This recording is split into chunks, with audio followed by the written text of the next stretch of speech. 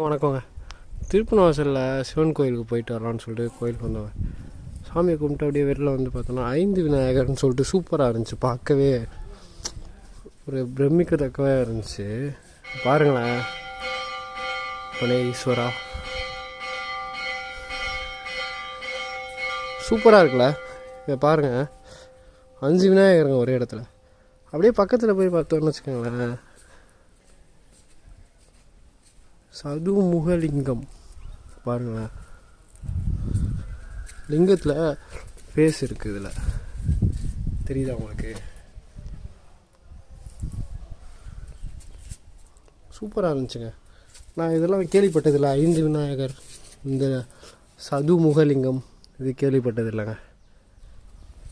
இதை பாருங்கள், கபில முனவர் புத்திரர்கள் வரிசையாக இருக்காங்க எல்லாம். சூப்பராக இருந்துச்சுங்க இந்த